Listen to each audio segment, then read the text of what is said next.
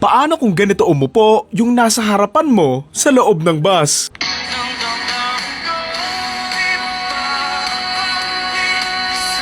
Bukod sa ramdam ko yung ines ng nag-video nito, the only reason kung bakit ako magre-react dito, kasi recently, na-experience ko yan. Putik kung makaupo, akala mo nasa director's club na sinehan eh. Yung tipong, wala ka bang pakiramdam te? Kahit sabihin mong walang specific rule kung hanggang saan mo ibababa yung sandalan mo, that doesn't mean na isasagad mo talaga. Eh makaramdam ka naman te. Paano aalis yung nasa likod mo para umihi? Sa mukha mo na lang. Isipin mo kung ikaw yung nasa likod niyan, edi yung buong sandalan niyan nakaipit sa'yo. Ano ka? Sandwich? Ito yung upuan niya, tas ito kagaganon ko. Tapos yung biyahe niyo 6 to 8 hours, no, aray ko.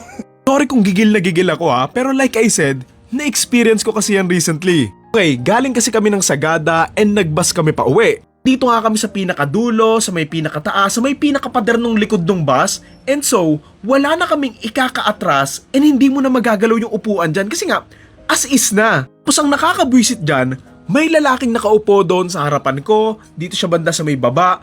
Tapos, gustong gusto niyang ibaba yung sandalan niya to the point na naiipit na yung mga binti ko. Since dulong-dulo na nga kami ng bus, wala na akong mapuntahan. Nga pinakadulo na nga kami and hindi ko na rin naman pwedeng iliyad yung upuan ko kasi nga nakasagad na siya doon sa pader nga nung likod ng bus. And so, wala.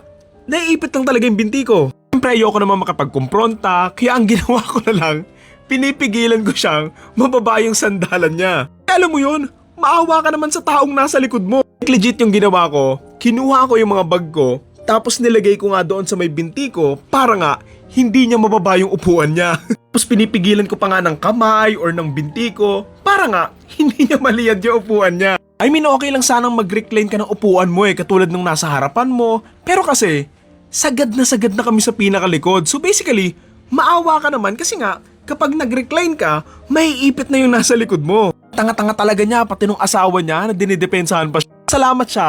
Hilong-hilo na ako doon sa may bus tapos antok na antok pa ako. Yung ending, nagising ako, yung partner ko rin ay kapag-away. Nakakatawa pa dyan, apparently, nararamdaman naman pala niyang pinipigilan nga naming mababa niya yung sandalan niya. Siyempre kami, pinipigilan nga namin yon for valid reason naman. Ang nakakatawa pa dyan, siya pa talaga yung may ganang magalit. Alam mo yun? Tapos yung asawa pa niya, dinidepensahan pa siya. Give it up!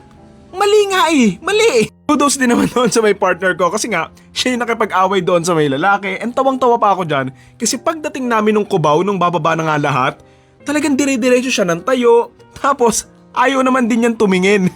Ako kasi titingin pa siya patalikod or parang titingin pa siya ng masama, may eye contact pa pero hindi. Wala, bumaba siya like a good dog. So yun, like I said, I'm not sure if may batas ba sa mga bus regarding sa pagbaba nga ng mga sandalan. Pero kasi sana bilang tao, ibaba mo lang na enough na hindi ka nakakaabala ng ibang tao. At the end of the day, pre-press naman kayo nagbayad para sa comfort ng upuan dyan eh. Kaya nga sana kung konting liyad lang eh. Pero yung liyad mo mala Michael Jackson na napahiga. Naku pare, mali yan. Yan te, magpapashampoo ka sa parlor.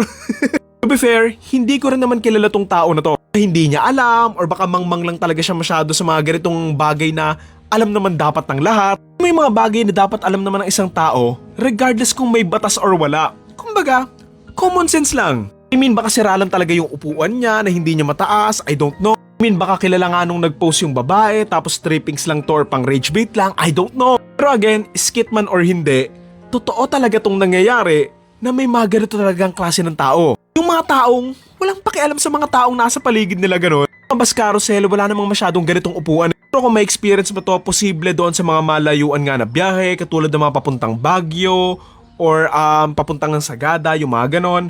Kasi yun yung mga kadalasang may mga upuan na nabababa ng ganyan. So yun lang naman, kayo ba? Na-experience nyo na ba to? And anong reaction nyo sa video na to?